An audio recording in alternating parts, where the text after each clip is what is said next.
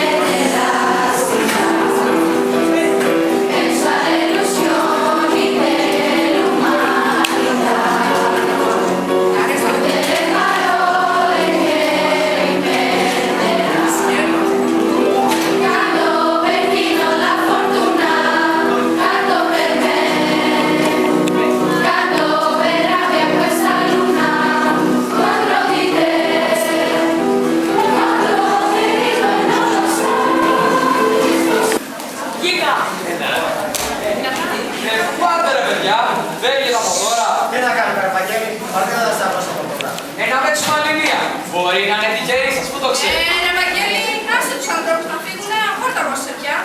Έχουμε και δουλειά αύριο. Γιατί εδώ τι έχω. Δεν έχω δουλειά. Άμα ανιστάξετε θα σας φέρω να πιείτε ένα ταμτάμ. Υπέροχο ποτό. Έχει καφεΐνη. Βαγγέλη, παίζουμε δυο μας άμα θέλεις. Α, όχι, όχι. Χωρίς να τρέχετε μυρτό, δεν έχει γούστο το κουμκά. Ξέχασέ το τώρα. Τότε κάνει υπομονή στο Σάββατο, θα έρθει στη σπίτι μας. Καλά, καλά, αυτό επιμένετε, δεν μπορώ να πω τίποτα άλλο. Δημοκρατία έχουμε. Ο καθένας μπορεί να κάνει ό,τι θέλει. Ως πότε όμως θα έχουμε δημοκρατία. Αυτό κανείς δεν το ξέρει. Τι λες, ρε Ανδρέα, ξέρεις κάτι που δεν το ξέρουμε εμείς.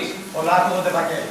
Λένε πως ετοιμάζεται πραξικόπημα. Ο Χριστός και η Παναγία, τι είναι αυτά που ακούω νυχτιάτικα. Τι πραξικόπημα και βλακίδες, Ανδρέα. Θα σοβαρέψω, παρακαλώ. Σοβαρός είμαι. Αυτά που δεν τα ακούσα από έγκυες πηγές. Ο λαός δεν θα επιτρέψει να γίνει πραξικόπημα. Μα τι μπορεί να κάνει ο λαός. Σε πληροφορώ, κυρία Μυρτώ, πως ο λαός σήμερα είναι πολύ όριμος. Αν δει ότι την Νέα Δημοκρατία θα την δράσει. Ρε παιδιά, τόση ώρα που μιλάτε, δεν θα είχαμε τελειώσει την παρτίδα. Βαγγέλη είσαι τόσο ανέστητος. Για δικτατορία μιλάνε, για κτάρις ελευθερία. Βαγγέλη, σύννεφε, δεν σε νοιάζει καθόλου αν έχει δικτατορία. Όχι, δεν με νοιάζει. Εμένα το μόνο που με νοιάζει είναι η δουλειά μου, τα δυο μου τα παιδάκια. Εγώ δεν πειράξα ποτέ κανένα. Γιατί λοιπόν να με πειράξουν να αλλάξει η κυβέρνηση. Μα δεν καταλαβαίνεις σου λέω. Δεν μιλάμε για βία της κυβέρνησης. Μιλάμε για πραξικόπημα, για κούντα. Σιγάστε, τίποτα δεν θα γίνει. Ο λαός σήμερα είναι πολιτικά όριμος. Δεν θα επιτρέψει να γίνει κάτι τέτοιο. Κοιμηθείτε χωρίς άγχος και τα λέμε το Σάββατο. Άντε, καλύτερα.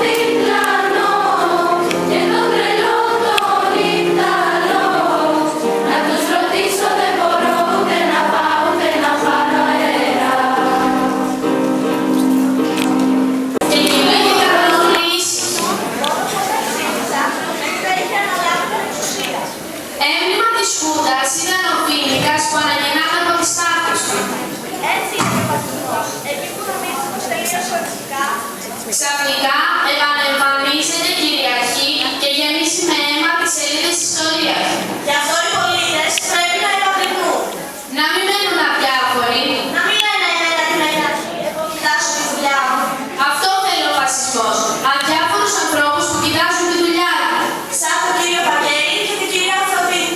Δύο καλοκάγαθους συνηθισμένους ανθρώπους. Που νομίζουν πως ξύπνησαν, μα δυστυχώς ακόμα κοιμούνται.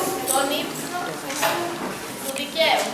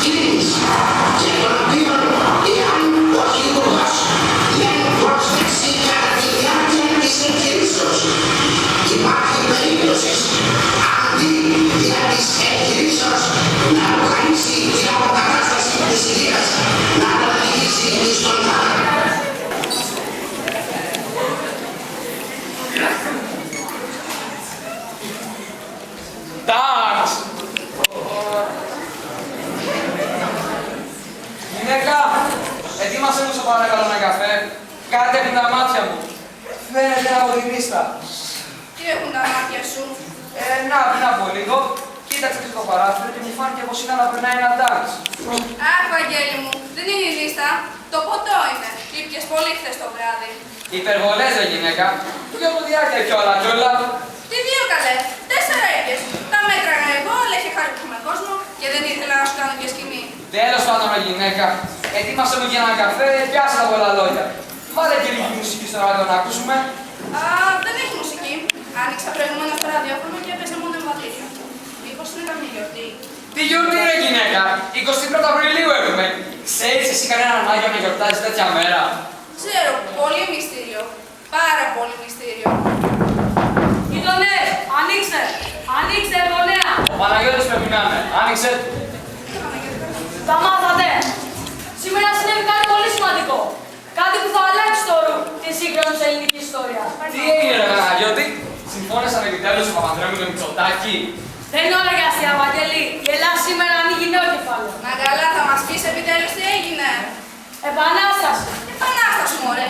Λες και βρισκόμαστε στο 1821. Όχι τέτοια επανάσταση, Αφροδίτη μου. Οι στρατιωτικοί ανέλαβαν την εξουσία. Αυτό εννοώ. Μα δεν άκουσα να γίνονται εκλογές. Δεν χρειάζονται πια εκλογές. Βλέπεις, ο λαός δεν είναι όλοι. Για στάσου, ρε Παναγιώτη, γιατί εσύ δεν μας τα λες καλά. Εσύ χθες το βράδυ δεν μας έλεγες πως ο λαός είναι πολιτικά όριμος και δεν θα επιτρέψει σε κανένα να βλάψει αυτό για τη δημοκρατία. Άσε τι έλεγα χθες. Δεν ήξερα πως ήταν ο Μανάκης Παπαδόπουλος ηγείται των επαναστατών. Μα εσύ χθες το βράδυ. Σταματήστε επιτέλους! Αφήστε τα λέγα στο βράδυ. Από σήμερα όλα αλλάζουν. Συνεννοηθήκαμε. Με ειδοποίησαν μάλιστα πως αναλαμβάνω γραμματέα στο Υπουργείο Οικονομικών. Και τι σχέση έχεις εσύ με την οικονομία? Εγώ δεν έχω σχέση. Εγώ. Σε πόσα χρόνια είμαι διαχειριστής αυτή πολυκατοικία. Καλά, άμα είναι έτσι, κατάλαβα. Έτσι είναι. Και στο κάτω-κάτω η αλλαγή θα είναι προσωρινή. Μόλις ο Μανάκης Παπαδόπουλος βάλει τη χώρα σε μια τάξη, θα προκηρύξει πάλι ελεύθερες εκλογές. Νομίζω πως λίγες εβδομάδες αρκούν για να βρει το τόπο στην ηρεμία. Και όταν λες λίγες εβδομάδες, πόσες περίπου εννοείς? 5, το πολύ 10.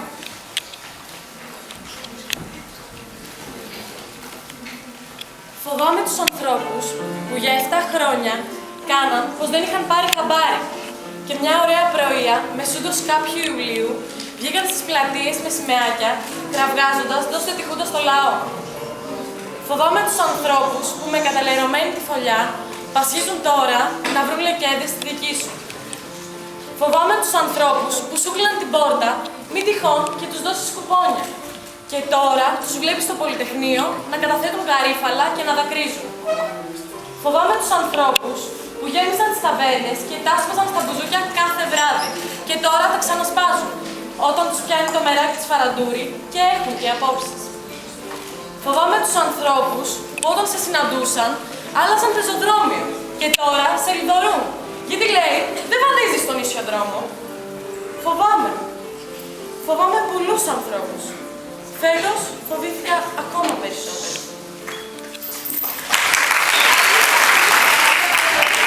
Το πρωί της 21ης Απριλίου 1967 η Αθήνα ξύπνησε κατεχόμενη. Κινήθηκαν στο όνομα της αντιμετώπισης του κομμουνιστικού κινδύνου είχε επιβληθεί δικτατορία. Το ραδιόφωνο μετέδωσε στρατιωτικά εμβατήρια και ενημέρωνε ότι λόγω της εγκρίθμου καταστάσεως από την Ισοευτή, ο στρατός ανέλαβε την διακυβέρνηση της χώρας. Λίγο αργότερα, μαζί με το διάταγμα, αναστάθηκαν τα άρθρα του συντάγματος περί ανθρωπίνων δικαιωμάτων και ελευθεριών και υπήρχε απαγόρευση της κυκλοφορίας. Τα εξκομμάτια κινηθεί με φασιστική επιλογή έλαβαν στα πλοία του Πεντάγωνου ανασκευή για τις υπηρεσίες της τηλεπικοινωνίας και τους ραδιοφωνικούς σταθμούς. Παράλληλα, εξαπέλυσαν από γρόμους συλλήψεων που κράτησε μέρες. Υπολογίζεται ότι μέχρι το τέλος Απριλίου είχαν συλληφθεί 8.270 άτομα, από τα οποία πάνω από 6.000 εκτοπίστηκαν στη Λιάνα. Άλλες εκτιμήσεις κάνουν λόγο από το Μητροδότημα.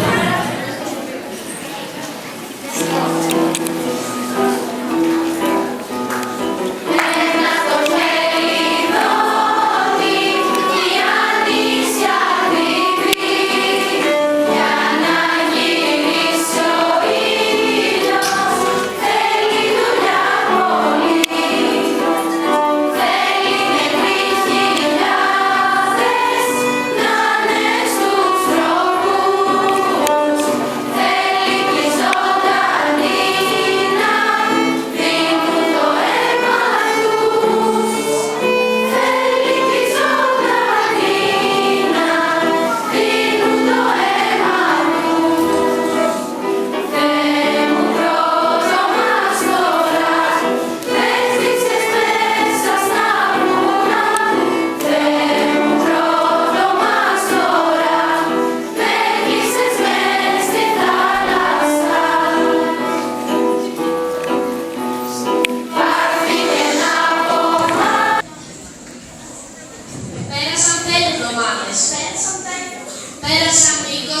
40. Για να φτάσουμε στις 332 εβδομάδες και η Ελλάδα να βρίσκεται ακόμη στο γύψο. Είναι Νοέμβρης του 1973. Η Ελλάδα διανύει τον 6ο χρόνο δικτατορίας. Όπως λέει και ο λαός, ουδέν μονιμότερο του προσωρινού. Οι δικτάτορες έχουν οδηγήσει τη χώρα στη διεθνή απομόνωση. Φυλακές, βασανιστήρια και εξορία περιμένουν όποιον αντισέκεται. Ή όποιον τολμάει να διατυπώσει ελεύθερα του νόμου του. Η κατάσταση έχει φτάσει στο απροχώρητο.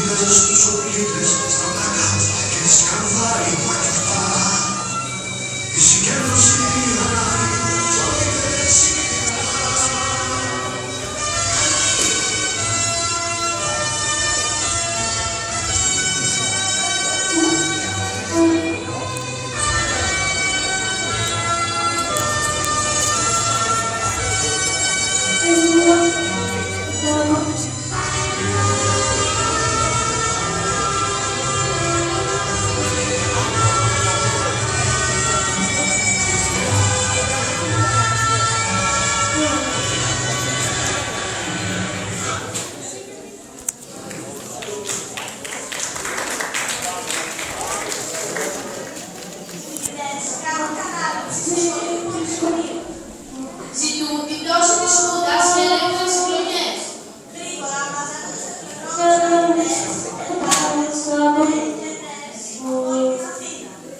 Οι τύρανοι αρχίζουν να αποχούνται. το ποτήρι της καημής επίσης ανάκρισης έχει πλέον ξεκυλήσει.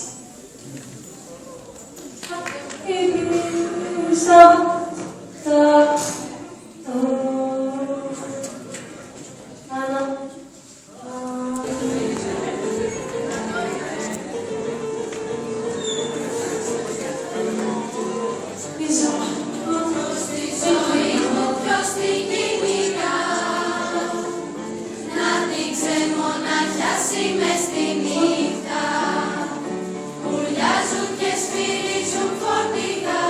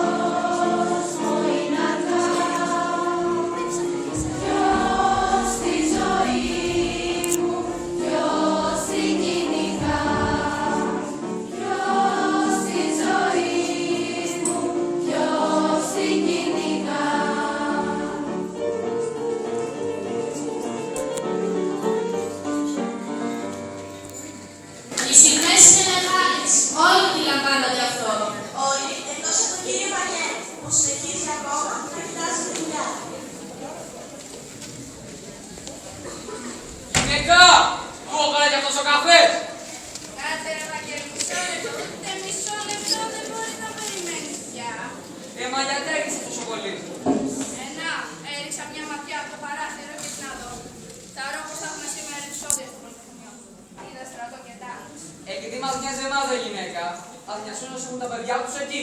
Πώς ρε Βαγγέλη, πώς. Επειδή έτυχε τα δικά μας τα παιδιά να είναι ήσυχα, δεν θα νοιαστούμε και για τα παιδιά των άλλων. Όχι βέβαια, δεν θα νοιαστούμε. Νοιάστε ποτέ κανείς για μένα όταν δούλευα σαν τόσο από το πρωί μέχρι το βράδυ να τα φέρουμε βόλτα. Όχι βέβαια, κανείς δεν νοιάστηκε. Γιατί λοιπόν να νοιαστώ εγώ για όλους αυτούς. Αφροδίτη μου, σε αυτόν τον κόσμο έτσι όπως έτσι θα κοιμηθεί. Το καταλαβαίνεις? Έτσι είναι και συγχωρεμένος ο πατέρας μου. Καλή ώρα να έχει εκεί που είναι. Καλά, τα παιδιά που είναι. Γιατί άρχισαν? Μην ανησυχείς. Στις σπίτες πήγαν για διάβασμα. Όχι, να θα γυρίσουν. Σου λέω, μην ανησυχείς. Όχι βέβαια, δεν ανησυχώ. Αλλά δεν ξέρεις τι γίνεται. Καλό θα είναι μόλις έρθουν τα παιδιά να πληρώσουμε την πόρτα. Όλοι οι αλήτες εκεί στο Πολυτεχνείο είναι μαζεμένοι. Όχι και αλήτες τα παιδιά. Όχι και αλήτες. Παιδιά είναι που στη δημοκρατία στο κάτω-κάτω. Δημοκρατία, τι λες δε γυναίκα. Πού την έχεις εσύ άκουσα αυτή τη λέξη. Ωραία, Βαγγέλη. Επειδή έτυχε τα δικά μας τα παιδιά να είναι ήσυχα και καλά, δεν σημαίνει ότι δεν υπάρχουν και παιδιά που ζητούν δημοκρατία. Οι φωνές των παιδιών φτάνουν στο σπίτι μας. Ψωμί, παιδεία, ελευθερία! Ψωμί, παιδεία, ελευθερία! Επειδή δηλαδή εσύ είσαι περήφανος στα αυτιά και δεν ακούς, δεν σημαίνει ότι όλοι είναι στα και σένα. Σταμάτα ρε Αφροδίτη, μη σ' ακούει ο Γιώργος ο Παναγιώτης. Ξέρεις να την όλοι μέσα με την κυβέρνηση. Ξέρω, πώς δεν ξέρω. Όλα τα κουκούκια του παρακράτους φίλοι του είναι. Τέλος πάντων, καρφί δεν μου καίγεται γι' αυτόν. Ποτέ μου του δεν με πείραξε. Ακόμα κι αν είναι συνεργάτης της Χούντας. Της Χούντας, τι λες δε γυναίκα, τρέλη είσαι. Όχι ρε Βαγγέλη, άντε πιες τον καφέ σου και μη με ενοχλείς. Άντε πιες τον καφέ σου, δεν έχω όρεξη.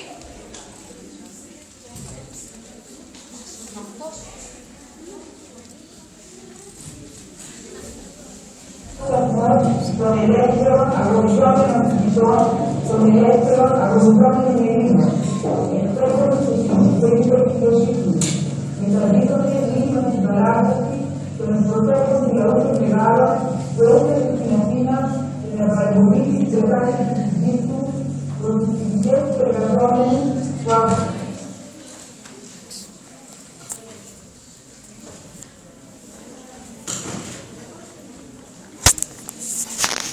Η ώρα περνάει, μα τα παιδιά αργούν να επιστρέψουν. Ο κύριος Βαγγέλης αρχίζει να ανησυχεί. Δεν ξέρει πως ο Πέτρος και η Έλλη βρίσκονται στο Πολυτεχνείο. Δεν ξέρει πως αγωνίζονται στο πλευρό των συμμαθητών τους μαζί με τους υπόλοιπους νέους φοιτητές. Τα παιδιά αγωνίζονται για μια Ελλάδα ελεύθερη. Για μια Ελλάδα ανεξάρτητη. Για μια Ελλάδα δημοκρατική. Ούτε που περνάει κάτι τέτοιο από το μυαλό του κύριου Βαγγέλη. Αυτός κοιτάει τη δουλειά του. Δεν τον νοιάζει τι συμβαίνει στην Ελλάδα. Δεν τον νοιάζει ότι είναι σκλαβωμένη η πατρίδα του. Ή αν την καταπιέζουν οι τύρανοι. Ευτυχώς όμως υπάρχουν κάποιοι νέοι και νέες που νοιάζονται. Είναι όμως άοπλοι.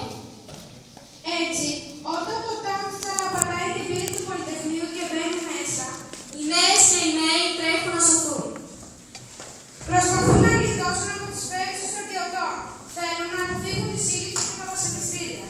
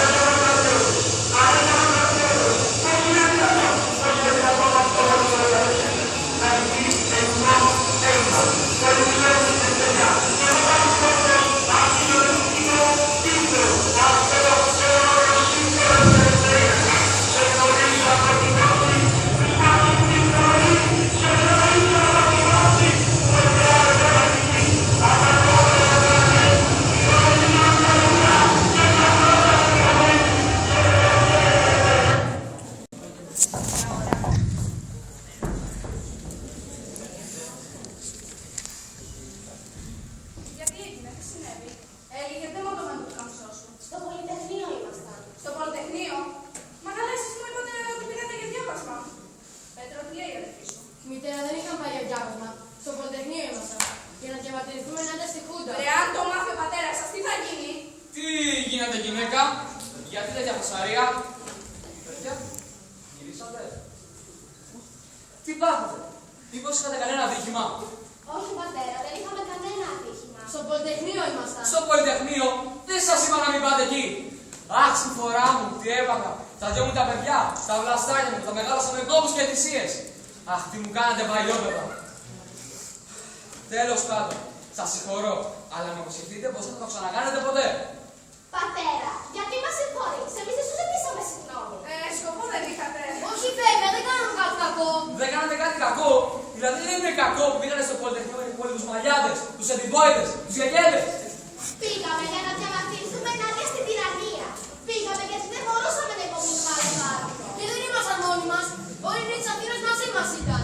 Εμένα δεν με νοιάζει για τους άλλους νέους. Εμένα το μόνο που με νοιάζει είναι τα παιδιά του Βαγγέλη Αποστολή. Το καταλαβαίνετε? Και τώρα δεν μου λέτε τι γίνεται. Είδω σκηνικά αστυνομία. Σέραξατε, εσένα στερεός ξεφύγαμε, ευτυχώς. Νομίζω πως μας έχασαν. Νομίζεις? Τότε δεν είσαι σίγουρος. Αχ, Θεέ μου. Βρε απονήρευσα πλάσματα. Σας άφησα να ξεφύγετε για να δω που μένετε. Από στιγμή σε στιγμή θα χτυπήσει η πόρτα και συλλάβουν και εμένα και την άμυνη τη μάνα σας. Πατέρα, ηρέμησε. Όχι, δεν είναι μόνο. Κάτι πρέπει να κάνουμε.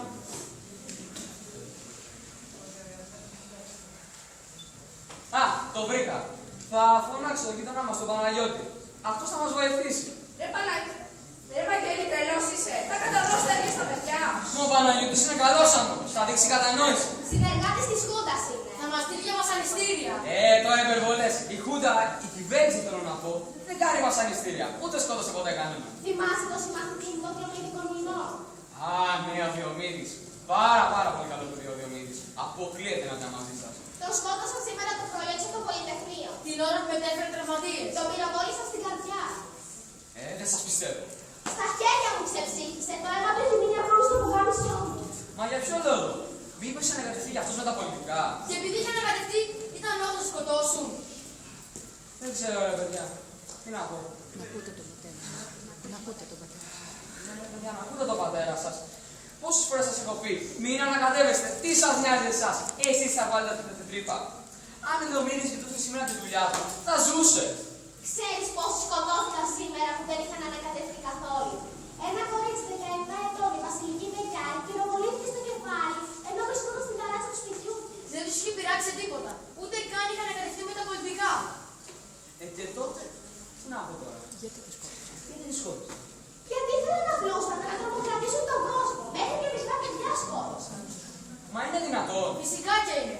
Ένα αγοράκι 5 ετών, σήμερα το μεσημέρι, περπατούσε με τη μητέρα του Λεωφόρου Παπάγου. Ξέρεις τι έγινε? Το πυροβόλησε στο κεφάλι άντρες από μια στρατιωτική περίπολο. Σταματήστε, δεν είναι δυνατόν να υπάρχει άνθρωπος που θα σκοτώσει ένα μικρό παιδί. Μάλλον κατά λάθος το έγινε. Δεν έγινε κατά λάθος. Αυτοί οι άνθρωποι, αν μπορείς βέβαια να τους πεις ανθρώπους, είναι χειρότεροι και από εγκληματίες. Επί 2 μέρες πυροβόλησε τα τυφλά. Δεν τους ένοιαζε αν τα θύματα τους είναι μικρά παιδιά, νέοι ή γέροι. Το μόνο που τους ενδιέφερε ήταν να τρομοκρατήσουν τον κόσμο. Να τον κάνουν να μείνει στα σπίτια. Δεν τα κατάφεραν όμως. Τι να πω, ρε παιδιά. Άμα είναι έτσι όπως τα περιγράφω. Έτσι είναι και χειρότερα. Πατέρα, ξέρεις τι έλεγε πιο μήνυς κομινός? Πως δεν πρέπει να λέμε εμένα τι με νοιάζει. Γιατί αυτό θέλουν οι τύρανοι. Ανθρώπους αδιάφορους που κοιτάζουν τη δουλειά τους και λένε εμένα τι με νοιάζει. Ξέρεις τι πρέπει να λέμε όμως? Εμένα με νοιάζει. Και τότε κανένας τύρανος, όσο δυνατός και αν είναι, δεν πρόκειται να μας στερήσει την ελευθερία. Τελικά είχε δίκιο ο Διομήδης. Φταίμε όλοι όσοι εδαφορήσαμε και επιτρέψαμε στους χουντικούς να διαπράξουν τα εγκλήματά τους. Άντε τώρα, παιδιά. Πηγαίνετε για ύπνο και μην φοβάστε κανέναν. Όποιος θα έρθει θα έχει πρώτα να τα βάλει μαζί μου. Καληνύχτα, πατέρα.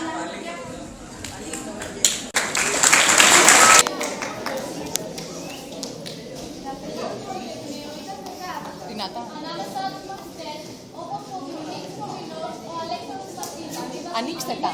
Ανοίξτε τα. Ξανά. Δοκιμάστε το. Φοιτητές όπως ο Γεώργιος Ανούφης και η Νορβηγή Δευτόρια Ιμούσος. Νεαροί εργάτες όπως ο Βασίλειος Φαμέλος, ο Νικόλαος Μαρκούλης και ο Μιχαήλ Πυρογιάννη. Ηλικιωμένοι άνθρωποι που έτυχε να βρεθούν στο λάθος σημείο τη λάθος ώρα, όπως ο Ανδρέας Κούκος και η Στρατιώνα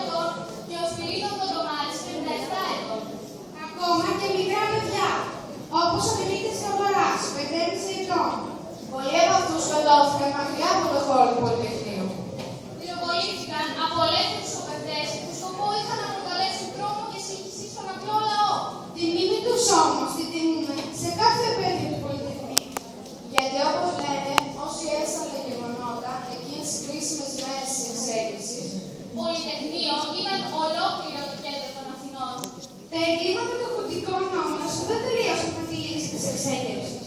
Το μεγαλύτερο έγκλημα έγινε δυστυχώς λίγους μήνες αργότερα.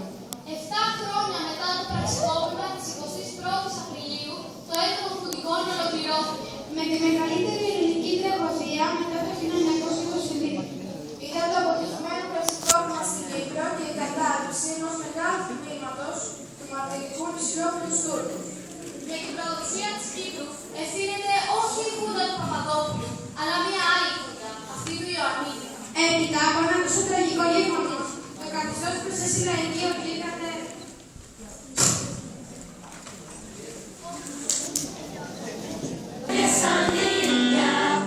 Ένα συνοικισμό αυτόνομο.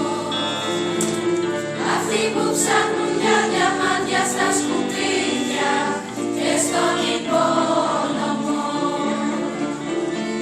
Και εσύ που ψάχνεις το κουτί και το ρεβίθι, στον θέμα αυτό που βυθιζόμαστε.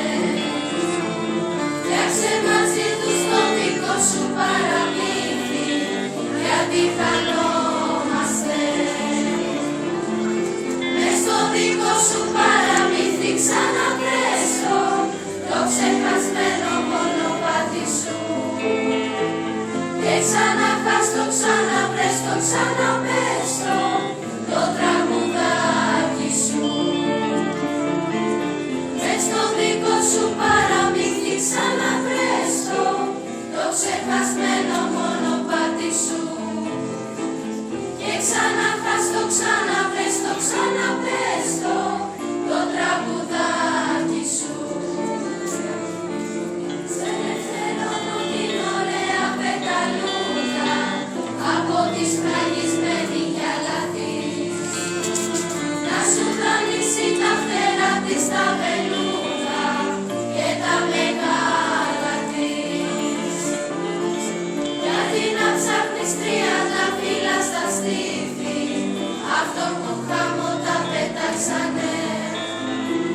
Φτιάξε καρδιά μου το δικό σου παραμύθι, αλλιώς τι πάψαμε.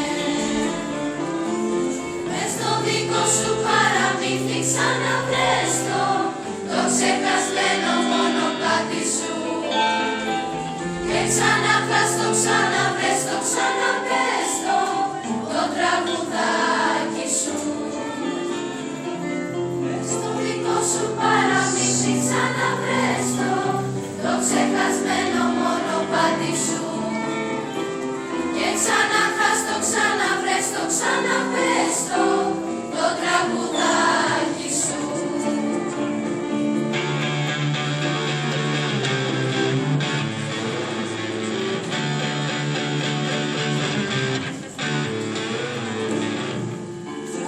Απόψε με κουρέλια και σανίδια, ένα συνοικισμό αυτόνομο. Αυτούς που ψάχνουν για διαμάντια στα σκουπίδια και στον υπόνομο. Από 7 χρόνια της ιστορίας και η ζωή ξαναπήρε το κανονικό της ρυθμό. Γλυκά. Πού πάτε ρε παιδιά, φεύγετε από τώρα. Τι να κάνουμε ρε Βαγγέλη, δουλειά έχουμε απλό. Να παίξουμε άλλη μία μωρέ. Ρε Βαγγέλη, άσε τους ανθρώπους, θα φύγουνε, σου λέει έχω δουλειά. Γιατί εγώ τι έχω, δεν έχω δουλειά. Άμα νηστάξετε θα σας φέρω να πείτε μια κοκακόλα. Τι να πω. Γειτονές, ανοίξτε, εγώ σπουδαία νέα. Ο Παναγιώτης πρέπει να είναι. Άνοιξε που. Τα μάθατε. Έπεσε η κούτα.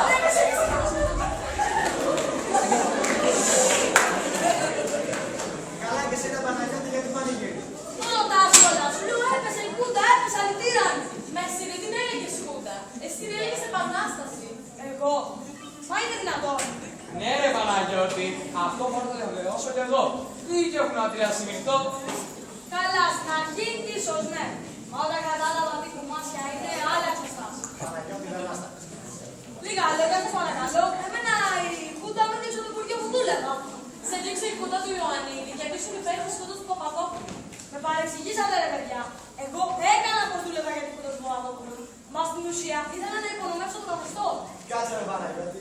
Ξέρω θα μας έσωσουν τα και της αντίστασης. Πω, πολλά λέτε. Θα δείτε τώρα να πανηγυρίσουμε. Καλά, καλά, έλα, ερχόμαστε, έλα. Ζήτω η Ελλάδα. Ζήτω η δημοκρατία!